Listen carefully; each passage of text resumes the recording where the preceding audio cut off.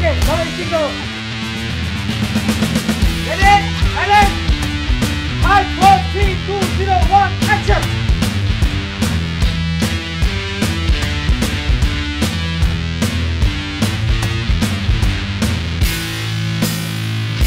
কাট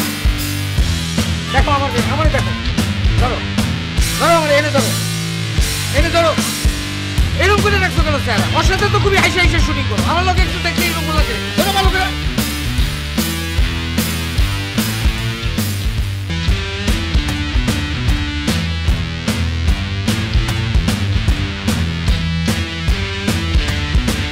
কাট